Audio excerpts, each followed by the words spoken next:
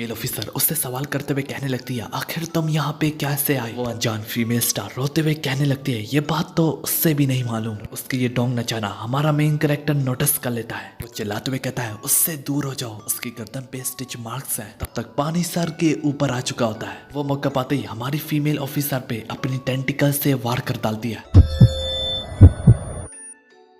हमारी एपिसोड की शुरुआत उसी घर के अंदर से होती है। यहाँ पे सारे लोग उसी घर के नीचे की गुफा से गुजर रहे होते हैं। वो भी एकदम हैरान होते हैं कि हमें पता भी नहीं था कि इस घर में एक गुफा भी हो सकती है। अरे यार, उस मोटे के बंदे इस गुफा में काफी लाशों के साथ ही साथ अपने स्क्वाड मेट्स की भी लाशें पाते हैं। आखिर यही सब कुछ देख के हमारा मेन कैरेक्टर मोटे के बंदों को मशवरा देते हुए कहने लगता है, जैसे कि हमने इन दोनों पुलिस ऑफिसर्स को बांधा हुआ है, लेकिन ऐसे में ये हमारे रास्ते में भी आएंगे। ऐसे में इनके हाथ खोल देने में ही सबकी भलाई है। हमारे मेन कैरेक्टर की बात वैलिड होने की वजह से मोटे के चमचे उन दोनों पुलिस ऑफिसर्स के हाथ खोल देते हैं। फीमेल पुलिस ऑफिसर कहने लगती है, हमें हमारी गने भी लौटा दो, अगर इस दौरान में कोई भी खतरा हुआ तो हम भी लड़ पाएंगे। मगर मोटे का बंदा इसके जवाब में कहने लगता है, अगर कोई ऐसी सूरत हाल बनी भी, तुम दोनों की सैक्रिफाइस करते हुए उन गोश्त के आगे तुम लोगों को डाल देंगे कि जब तक वो तुम्हें खाने में लगे होंगे हम वहां से फरार हो सके। इन सारी बातों से फारग होने के बाद वो दोबारा से आगे बढ़ने लगते हैं, लेकिन आगे बढ़ते बढ़ते वो एक अनजान लेबोरेटरी में आ जाते हैं। यहाँ पे उन सबको अजीबोगरीब चीजें देखने को मिलती है। सब कुछ देखने के बाद फीमेल ऑफिसर का तो सारी चक्कर आने लगता है। और ये सब कुछ देखने के बाद हमारा मेन कैरेक्टर कहने लगता है, आखिर जिंग जुआन ऐसी जगह पे क्या कर रही है? तो यार, अब वो जैसे जैसे इस जगह की जानकारी कर रहे होते हैं, उन्हें नीचे जाने का मजीद रास्ता मिलता है। तो हाँ यार, अब वो जो ही नीचे जाने को जा रहे होते हैं, एक साइंटिस्ट उन्हें कैमरे के थ्रू देख रहा होता है। वो मुस्कुराते हुए कहने लगता है,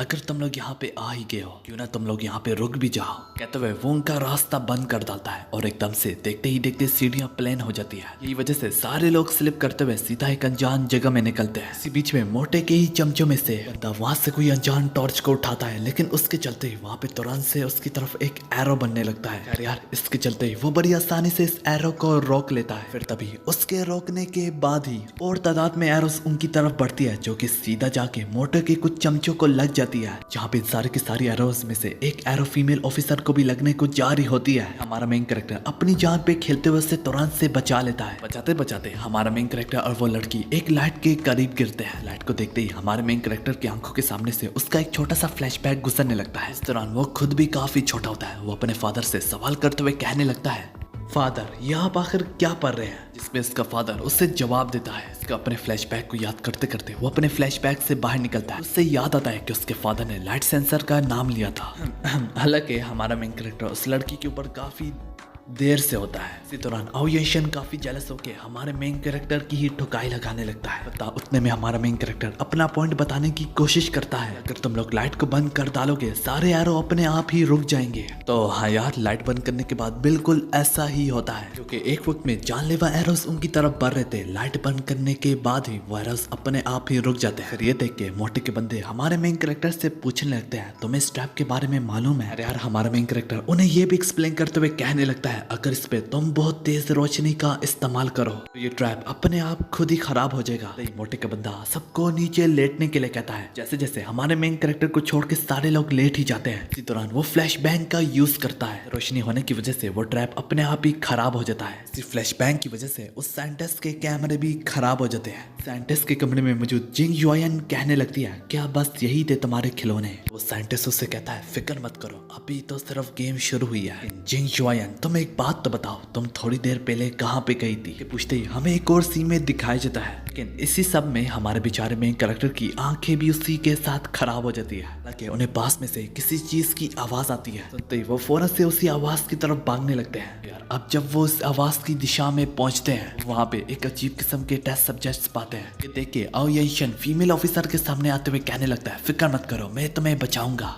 उल्टा वो फीमेल ऑफिसर उससे अपने आगे से हटने का कहती है। इसी रूम में वहाँ पे वो एक अजीब किस्म की पेंटिंग भी पाते हैं, जिसपे आउयशन अपने आप से फीमेल ऑफिसर के सामने बढ़ चढ़ के कहने लगता है, ये जिंदा इंसान की कुर्बानी है, ये दुनिया का सबसे बेरहमदिली मजहब का रिचुअल है। ये सब कुछ सुन के अनजाने और ना अनजाने में वो उसकी बातों में आ भी जाती है। अलबत्ता हमारा मेन कैरेक्टर उसकी बात से जरा भी एग्री ना करता। यार अब वो मजीद इम्प्रेस करने के चक्करों में एक सीक्रेट डोर खोलता है। अलबत्ता सीक्रेट डोर के नाम पे वो एक ट्रैप निकलता है कि इन सारे शोर शराबे की वजह से ट्यूब पे बंद सब्जेक्ट सारे के सारे जाग जाते हैं। सब्जेक्ट सारे के सारे हमारे मेन कैरेक्टर की टीम पे टूट पड़ते हैं। यार वो जैसे जैसे अपनी जान बचा के उन पे ओपन फायर करते हैं कि उन पे ये चीजें जरा भी काम ना कर रही होती। में हमारा मेन कैरेक्टर नोटिस करता है कि वॉल पे किसी के लिप्स के निशान है। वो लिप्स के निशान देखते ही हमारा मेन कैरेक्टर तुरंत से समझ जाता है कि आखिर ये किसके लिप्स के निशान है और इसके पीछे कौन है। इसके निशान देखते ही हमारा मेन कैरेक्टर सबको इधर आने के लिए कहता है। जैसे जैसे लोग उसके आसपास जमा होते हैं, मेन कैरेक्टर उस कंक्रीट वॉल के एक हिस्से को अपनी ऑपोजिट डायरेक्शन में पुश करता है। उसके पुश करने के बाद ही रूम दो हिस्सों में तकसीम होने लगता है। कि दो हिस्सों में तकसीम होने की वजह से मॉन्स्टर दूसरे रूम के हिस्से में रह जाते हैं। इस रूम के हिस्से में हमारे मेन कैरेक्टर उसकी टीम मौजूद होती है। इसलिए छोटा हिस्सा निकलता है क्योंकि दरअसल वो एक एलिवेटर होती है। ये एलिवेटर उनको इस करके मजीद नीचे ले जाने लगती है। आखिरी सीन में हमें दिखाया जाता है वो लोग एक रूम में आ जाते हैं जहाँ पे एक लड़की पहले से मौजूद होती है। पता वो पहले से बिस्तर पे लेटी हुई होती है। वो एक अल्फाज तक ना कहती है। यार जहाँ पे मोटे के बंदे आउयेशन को फोर्स करने लगते हैं। तुम आगे बढ़ो और देखो कि वो गोस्ट है या ज़ॉम्बी है या इंसान है। फोर्स करने की वजह से आउयेशन बड़ी मुश्किलों से उसकी तरफ बढ़ता है। जैसे जैसे आउयेशन उससे बात करने की कोशिश करता है, जिस तरीके से उठ के बिहेव करने लगती है वो कम्प्लीटली नॉर्मल होता है, एक कम्प्लीटली नॉर्मल ह्यूमन बीइंग। बाद में उन्हें पता चलता है कि वो एक मूवी स्टार भी है, जो देख के उनकी जान में जान आती है। सारे लोग उसके ऑटोग्राफ के लिए आगे बढ़ने लगते हैं। एक फीमेल ऑफिसर पीछे मुड़ के कहने लगती है उसकी कंडीशन तो जरा तुम लोग देखो, इस हालत में उससे तुम लोग जरा भी परेशान मत करो। फीमेल ऑफिसर उससे सवाल करते हुए कहने लगती है आखिर तुम यहाँ पे कैसे आई। वो अनजान फीमेल स्टार रोते हुए कहने लगती है ये बात तो उससे भी नहीं मालूम। उसके ये डोंग नचाना हमारा मेन कैरेक्टर नोटिस कर लेता है। वो चिल्लाते हुए कहता है उससे दूर हो जाओ, उसकी गर्दन पे स्टिच मार्क्स है। तब तक पानी सर के ऊपर आ चुका होता है। वो मौका पाते ही हमारी फीमेल ऑफिसर पे अपनी टेंटिकल से वार कर डालती है। हाँ यार यहाँ पे हमारी एपिसोड खत्म होती है।